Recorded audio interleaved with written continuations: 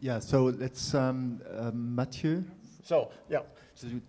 So the panel discussion, a little bit before scheduled, but we'll have more time. I'd like to invite Matthieu Sauvé, please, on the stage. Jan, I will sit down there. I'll sit down there, and you please. Yeah, excellent. Martin Strohmeier and Martina Schwab. And so this is the final discussion. We'll try to get a little bit higher, have an overview about these issues that we've talked about this afternoon. The goal is to also see how the different kind of industries and partners can work together. I guess the problem is bigger than any single stakeholder. At one point, we'll need everybody on board to address these new challenges. I'd like to introduce the speakers. Again, Jan Yildizli from Product Cybersecurity, Matthieu Sauvé from EVA BSSI, a cybersecurity consultant, Martin Strohmeier, he's from the Cyber Defense Campus from the Department of Defense of Switzerland, and Martina Schwab from Swiss Post, who is organizing bug bounties, so white hackers.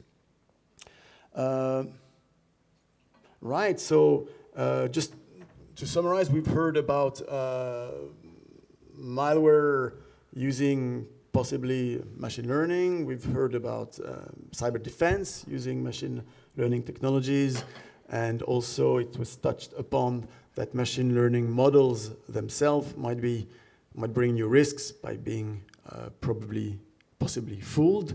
And so this is the topics we want to address. And so we'll start the discussion.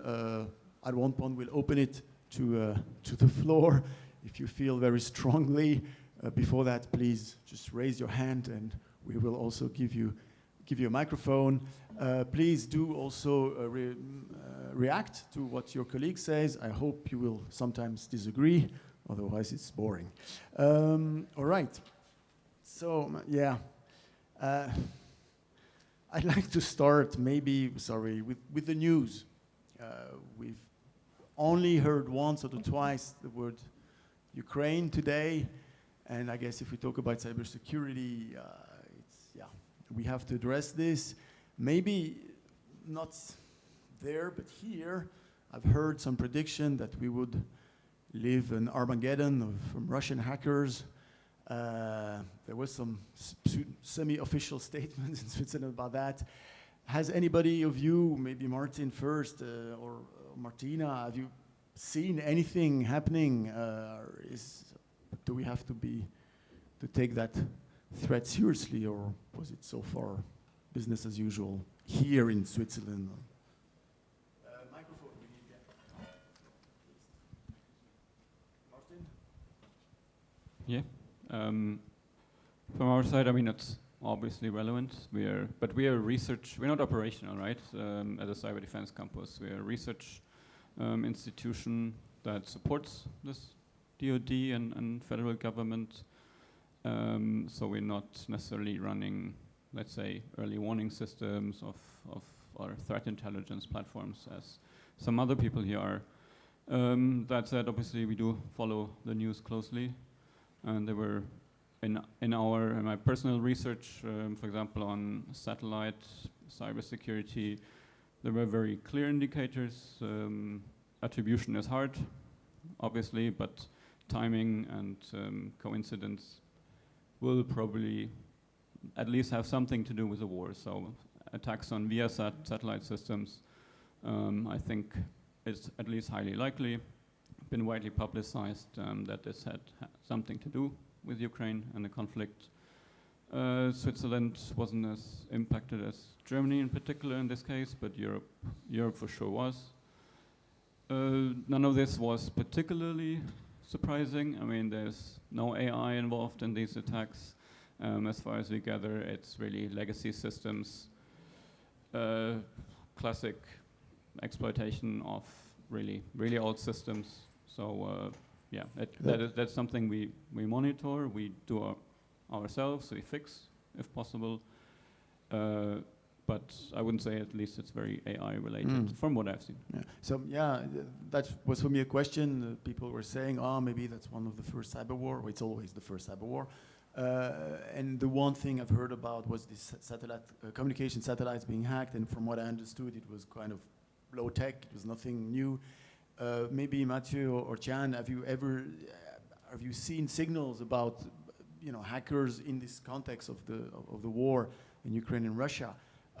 Starting to use and try to deploy more advanced malwares, including something which could have been engineered with machine learning or anything so far, or it's still for tomorrow or the day after tomorrow?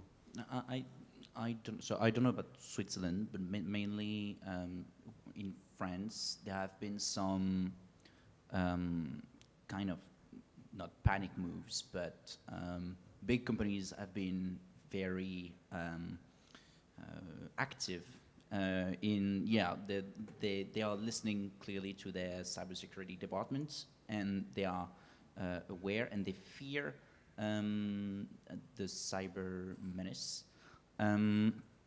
But then we've seen also that there is a focus on Russian hackers, on FSB sources.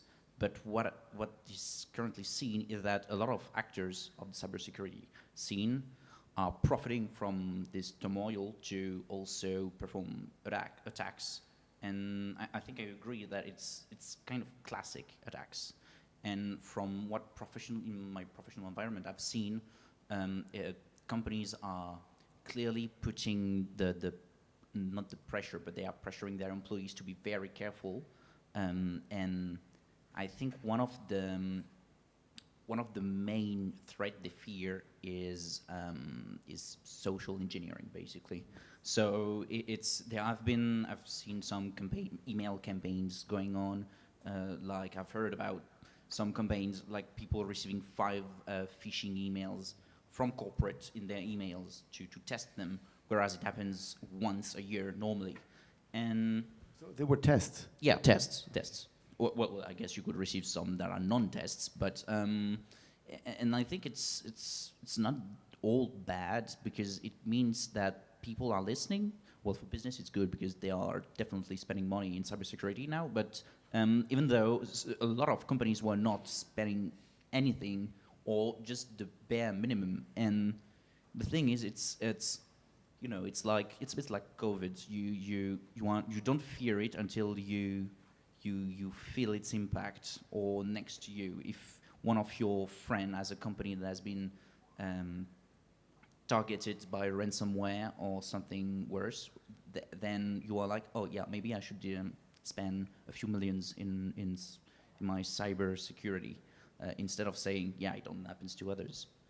And then on a personal context, I've seen in the military in France, they are also putting the pressure on social engineering mainly, because these security infrastructures are already there mainly, and they are not waiting. I've not heard about once again AI being the main tool for those attacks. Okay, so I'd like to ask a provocative question, especially for the organizer, for David and the others. So of course we're here to kind of scout the future, and of course it's always better to be prepared and to anticipate the future. But I have the impression where we're facing AI and ML, sometimes it's like, oh, it's overwhelming. It's like crypto. It's like, whoa, it's so vast, it's so big, and one doesn't know where to start.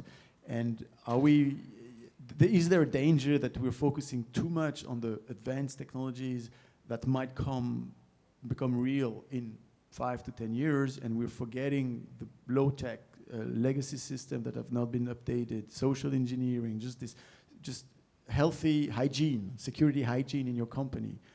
Or isn't there the priority now, instead of gazing into the future about self-mutating malwares? Well, I think, I don't know.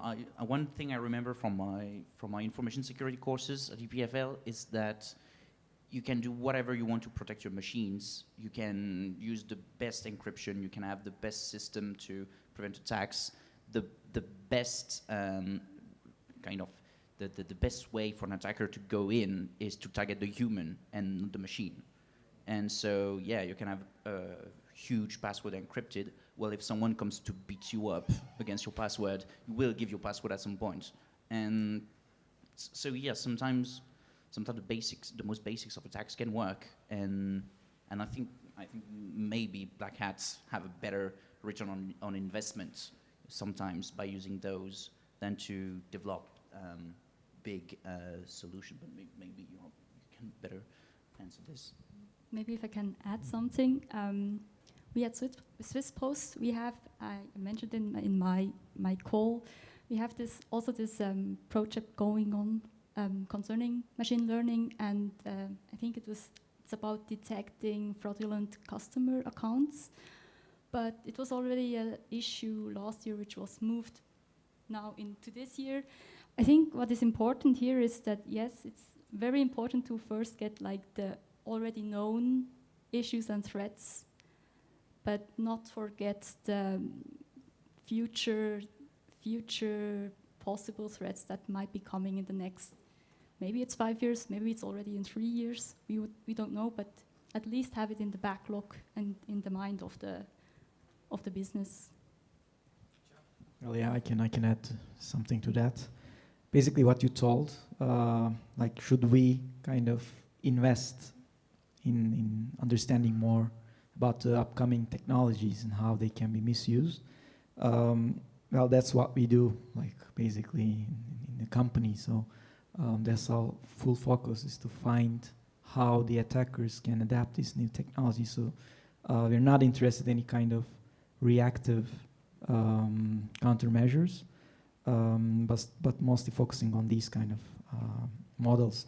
About the recent conflict, everyone is asking, of course, they have the right to ask this question. Do you see any kind of peak during these times about the cyber attacks? So the answer is no, like we don't see like a significant kind of peak. Of course, there are like different, the dynamics are changing. The hackers who are originating from these like conflict zones, they were working together in some groups. But after this like conflict, they try to kind of go against each other, and they try to disclose their own information and everything. So it kind of like it's created some kind of like different dynamics especially for the defensive side. So we understand more about what they are using and how they are using. Understood more about like their TTPs. So that was one of the outcomes of the conflict. Of course, like we see a lot of like small groups trying to use different technologies. Like we spotted one scanner service which is specifically crafted for Ukraine, and it's also adapted really simple machine learning to find the most vulnerable hosts. But again, it's just like one example, but this like cyber war, which like everybody's now like talking about, it's been going on for ages. So it's like an invisible war out there. So when you see like there's like a conflict, when the troops are on the ground, you're asking like, what about cyber at that point? But it's going on for years. You know, like a lot of countries now attacking each other. And if you look from the military perspective, of course, I'm not the one that should be talking here, but the cyber should come before what you will do on the ground, right? You need to get information, extract information, so to know about the domain, and then like when you hit the ISPs and everything goes down, then you will have no chance to do anything. So basically, after this like whole thing started, there's no like drastically increase in terms of the cyber attacks. That's what I can say. I just thought of something maybe for Martin. I know Switzerland is rather defensive in its military orientation, not very much attack, but we've heard these calls from the Ukrainians, you know, just every hacker should join us, and a kind of outsourcing or crowdsourcing of attacks against Russian military. And Martina was working with Bounty. I mean, is there any idea in the Department of Defense of Switzerland that actually at one point we might need also, external people like white hackers or black hackers if it's an attack that maybe we do not have in-house all the competence. External meaning non-Swiss or external? Non-army. Non-army. So and possibly a bit like free spirits, like white hackers who you don't. I mean, is it too strange for the army? Obviously, you're also asking the German here, right? I'm not speaking on behalf of the Swiss government and its neutrality. And I remember actually being in the EPFL Convention Center half a year ago, where we had research on kind of malware or attacks and whether Swiss neutrality had any impact on that. We had some honeypots and we developed them in Switzerland, but also in other countries around the world. And we made some comparison whether at least relatively stupid attacks would have any impact or any difference between a neutral country and maybe a non-neutral country, right? And at least on this level of relatively automated attacks, we didn't see any actual difference. If you get really into APTs, completely different story. We haven't done any studies on that. So I'm not entirely sure the view from Switzerland is so different on this. But yeah, I think in general, we as a research institution, at least, are working with industry. We're working with universities, right? We're working with anybody willing to work with us. But this is generally non-confidential work, right? So this is open stuff. We're happy to do this, happy to support also the Swiss ecosystem as such, getting knowledge that we don't have in Switzerland into Switzerland. That's of course our goal. So for sure we want to do this, yes. I'd like to go back to defense and the good side of machine learning, which might help us protect better. So we've heard with Matthieu of a kind of concrete example within a company to detect anomalies in the behavior of the user. Maybe this person is doing strange things. Maybe they want to copy a hard drive and send it to WikiLeaks or something. It was a kind of specific environment. And from Vincent, from Arma Suisse, we heard about machine learning models to try to automate in a war game situation. Now, do we start to have this machine learning system to really deployed in companies for like broad defense? It's not so specific. It's like you're trying to really protect yourself, to add a layer of protection in a way. In addition, is it already being deployed in companies? Matthieu? Well, when it comes to insider threats, yeah, it has been launched in production. Not on, well, we are still figuring some things out because, yeah, well, production. But yeah, I think, well, speaking for Airbus, there is a real, how to say it, AI culture inside the company. We've been discussing with some people working on AI on planes, others in other part of the company. So you have a good communication between the experts in the group, and as such, I think the security operations centers have they trust the work of data scientists, data engineers. And so they are not afraid of using AI, well, as long as it's well implemented. And so yeah, there is I don't know for other groups, but there is a demand of, okay, what can you bring to the table? And well, as long as we are not replacing them, and I don't think it's for tomorrow at all, as long as we're bringing tools, it's a really interesting professional relationship that we are building between data people and pure cybersecurity people. And I think that's what Arma Suisse is also doing in Switzerland, that as you told me earlier, like, okay, we're not experts in very advanced topics in AI, but we bring the cybersecurity knowledge. And as of 1 year ago, I was not at all into cybersecurity. And just by, you have to speak with cybersecurity engineers, analysts, and they will explain to you, okay, this is how we work, this is what we're looking for.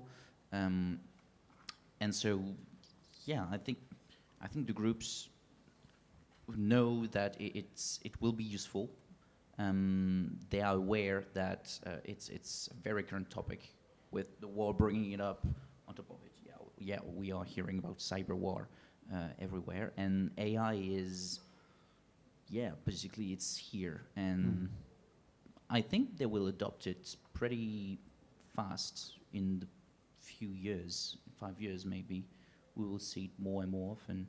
Okay, it's interesting. You kind of addressed how do we collaborate with the different business unit and different business culture. Maybe my question would be with machine learning and AI model. Very often, you use a specific data set and you train it and you prove it in a little bit of a sandbox, like that it works. And then the question is, okay, then are you really confident enough with your model that you can really use it, in practice? And that was the question for Vincent. Like, okay, it works in this war game scenario, but at one point, are you ready to believe it's going to transfer to the real world? And to make this transition, you need real data, not like sandbox data. You need real data. And is there an issue that companies do not share the data? Probably they do not share so much, the data of their attacks, because they're a bit, it never looks good. And so do we miss data in a way to train defense machine learning models? I don't think it's tomorrow that we will see Airbus and Boeing sharing information about, hey, I got this attack on my embark system, so you should be careful. Except if it's a critical security, like your plane could crash. Like, okay, we need to share it. Like information sharing. Oh, yeah, they are. So well, you see, I'm not aware of it. But Martin, do you think there is enough data around to start to build systems that are really, Just briefly to this, I mean, I don't think for many of these classic or network attacks, there's generally enough data to go around. Yeah, it's also hard to share.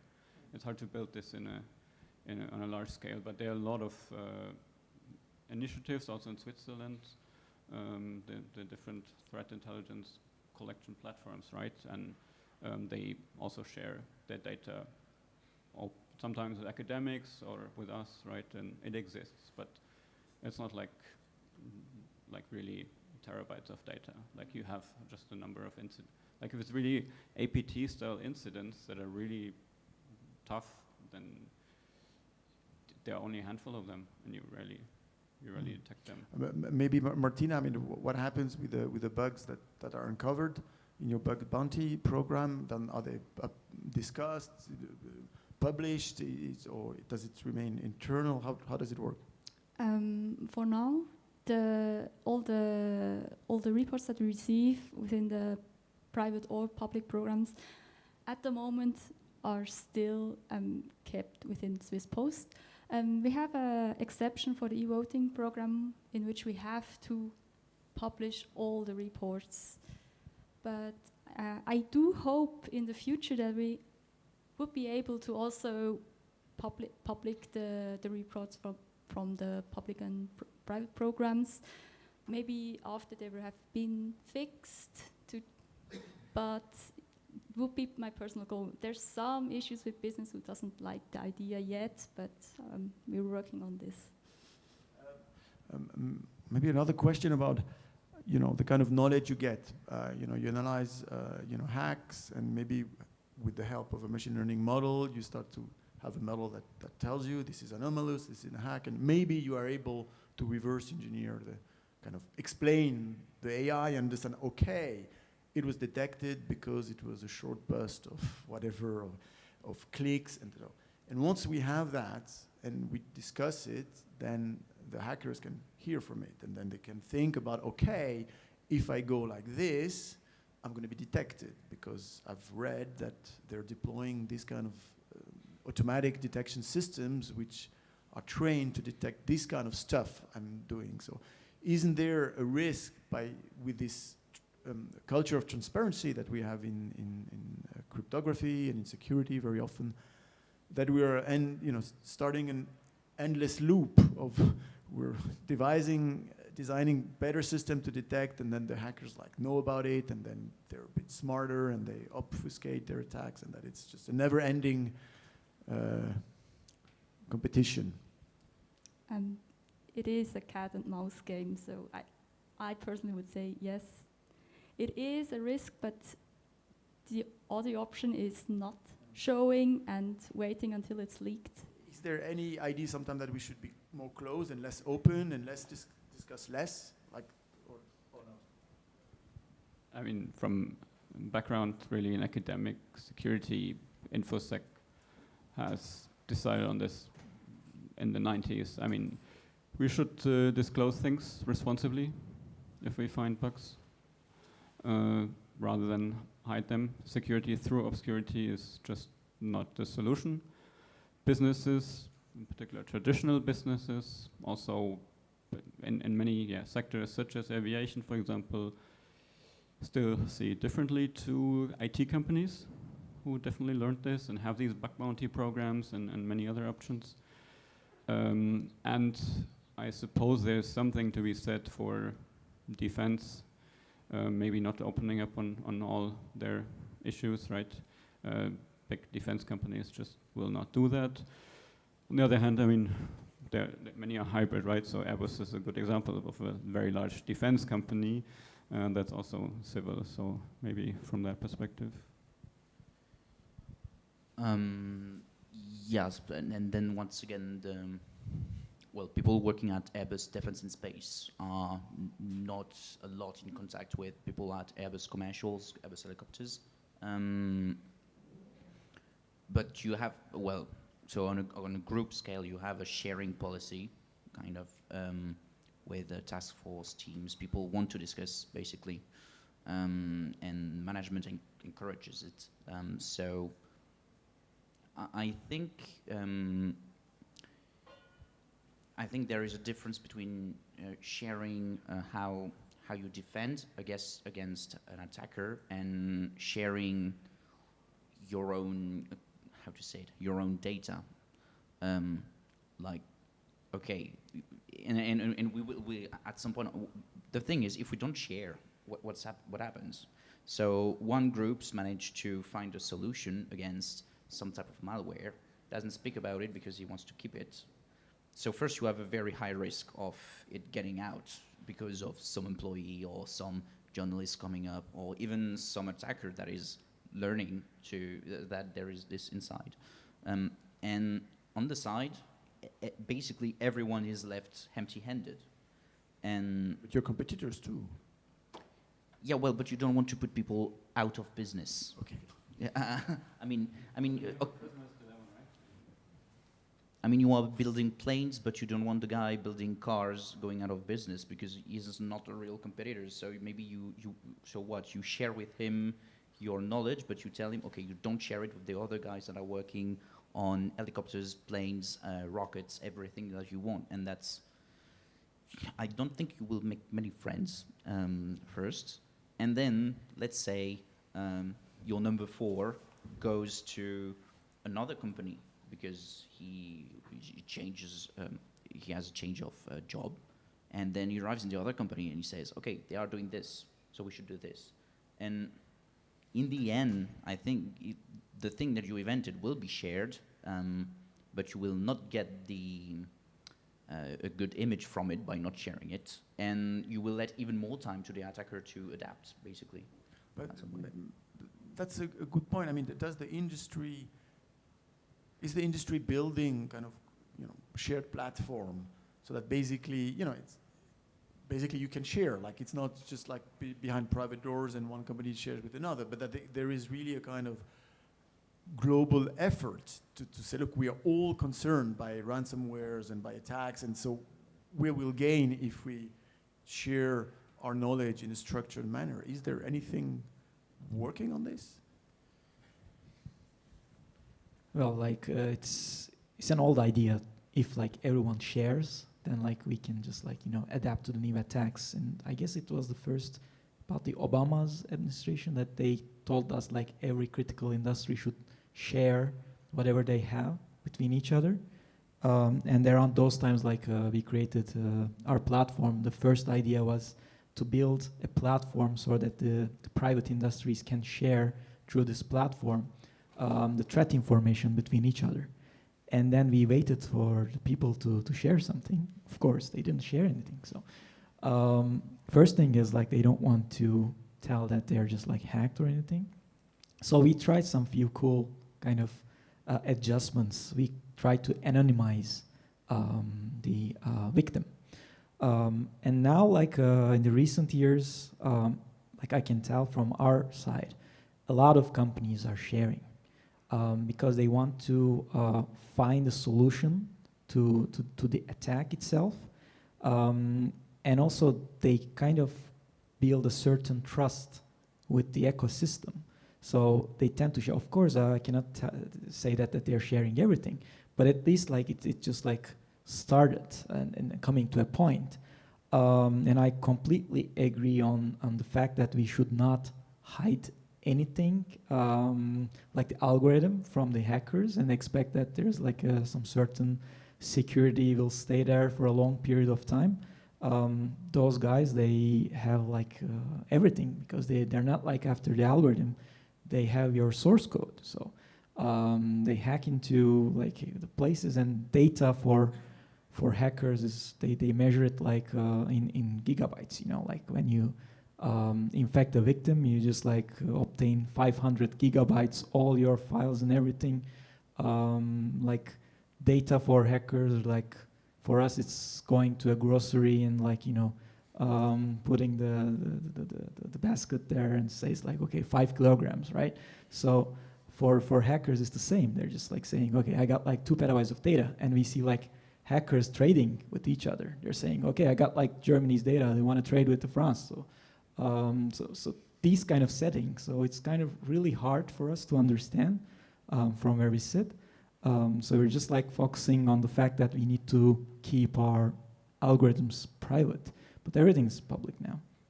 So the idea is to focus on the open source technologies as much as possible that we can. Like if we can integrate at some level to protect the organization, and internally we are sharing what we find about the threat actor groups with other threat intelligence providers. So they're competitors in a way that they're also like providing same platforms maybe. But the thing is like we don't have the resource to focus on every single thing.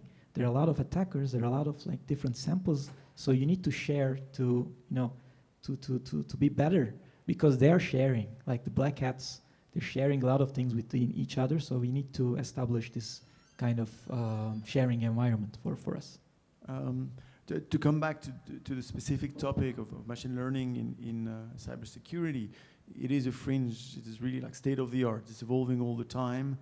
And my question would be how do you perceive that companies are able to keep track? Are they able to build up their own security department, to have people who know about these things, or will they be more and more dependent on external? I guess you would answer yes.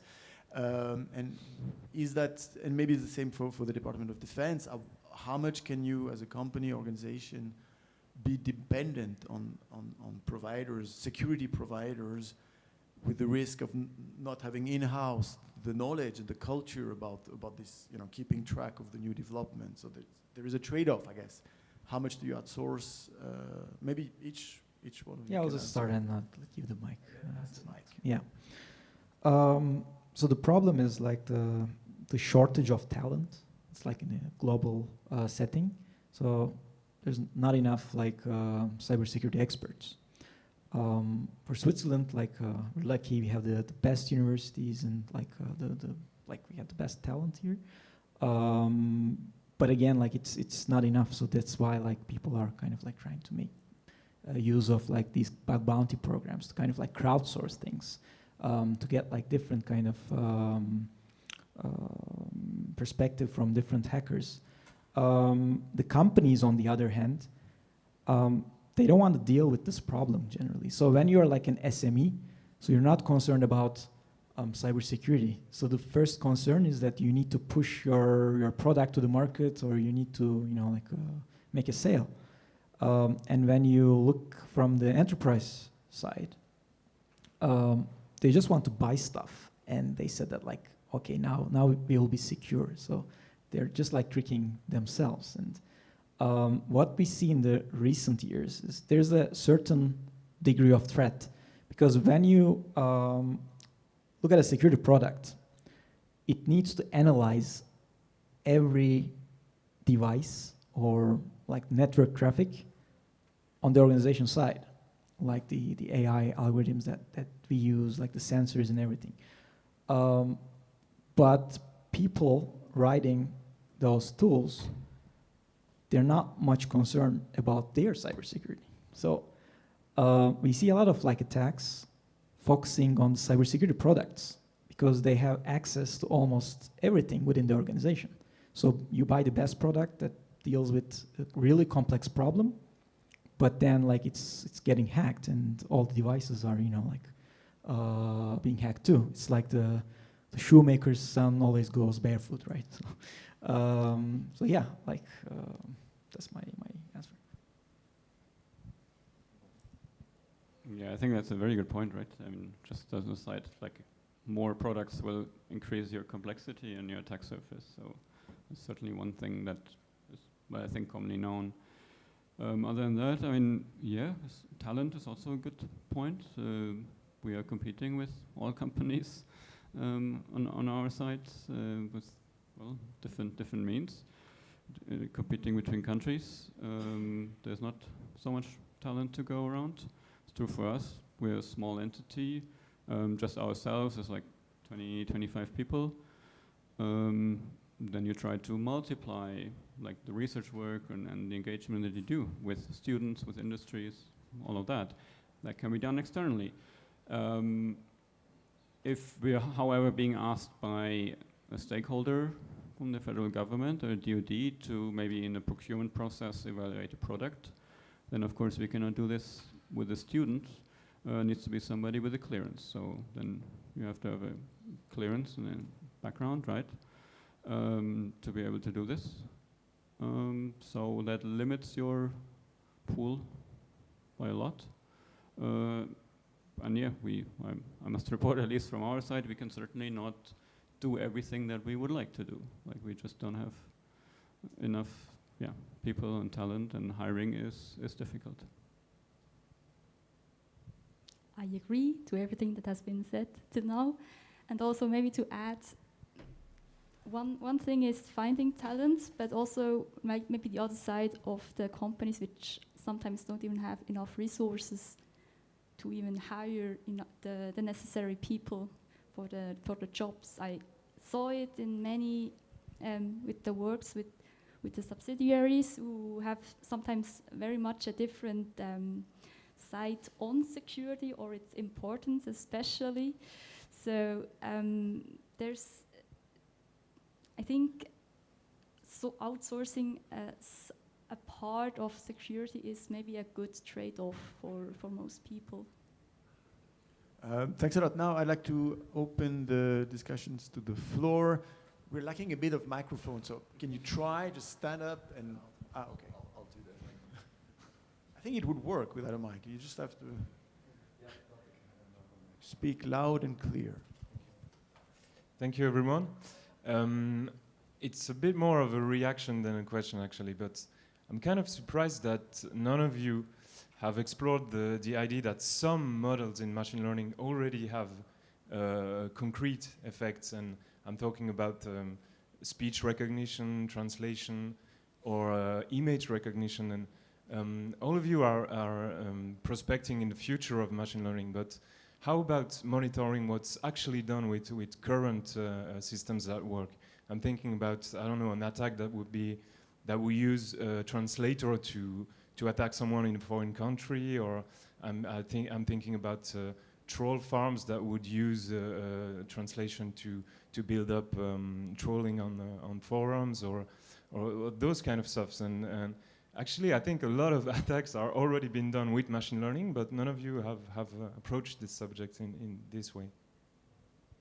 Please, a reaction.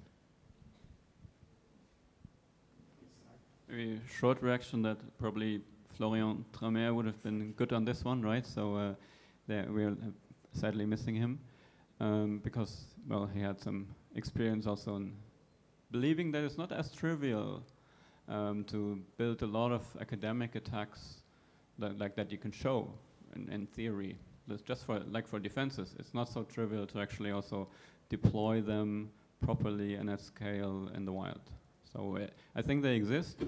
From a personal point of view, I haven't seen so much outside maybe the fake news domain that suggests it's a massive problem yet. Yeah, I was going to tell the same thing. We see a lot of like disinformation campaigns, like we saw one in the recent conflict. So the AI, the usage of AI is mostly on the authentication part, the detection part, and it's more related with the disinformation campaigns. Also, like creating like these kind of forum posts based on some kind of like a machine learning algorithm. It always like affects some kind of like it kind of affects the reputation sometimes, mostly for the companies who are being victimized. But the thing is, like, we did not actually observe the usage within the weapons of the hackers. So we did not see, for example, anything used within line with the exploits, for example. So exploits are nuclear weapons of hackers, right? So we did not see any usage in that area. We see really bad usages of these technologies, especially within the deepfake domain, and also combination with the CSAM, child sexual abuse material cases. So we see these kind of things. But again, like when you think about like a cyber attack perspective, I don't have much example in that area. So. Maybe to react, I think it's an interesting point. One was Florian Strohmeier, I think, was going to say that this adversarial example where you trick a machine learning model for image recognition and they don't see it's a signpost, but it's whatever. I think his point was it's not occurring really concretely so much, but still, it might happen. And then there's the other in your question was like, well, the use of text generation, for instance, for fake news, etc. And there, I think probably it's coming up, it's already there, and it will probably intersect with the social engineering. Because this works with humans. It doesn't work, it's not a cyber attack per se, it's just, and so it might intersect with social engineering, and I don't know, but maybe there will be new danger that we don't anticipate because we're focusing on the technology and thinking about super advanced malwares, and then maybe there will be just big problems because of something that looks a little bit trivial. It's not trivial to generate fake news, but it's kind of, yeah, okay, there will be more fake news. But maybe we don't anticipate what it can really do to democracy or whatever. Maybe from the government. Well, I would just say that it's hard to defend against this, right? I mean, because we clearly, the platforms affected, Twitter, Facebook, are some of the biggest players and have so many machine learning engineers and at the forefront of AI, and they still, I mean, if you just go on Twitter during the Ukraine conflict, I mean, you will see a lot of very clear disinformation, and many of that is from bots, and they are clearly struggling with it, right? And when they say, oh, they've removed so many bots and posts, well, we don't know what fraction that was. So it's a big problem for sure, and it's a very hard problem, clearly.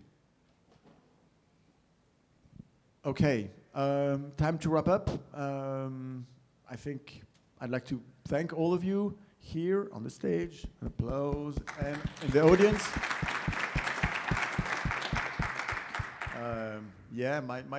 What I've taken from the day is that there is a lot of things. Some are more mature, some less, and the real hard world is still struggling with also traditional threats, but that we'll need to check these things regularly, I guess, because things are moving extremely fast.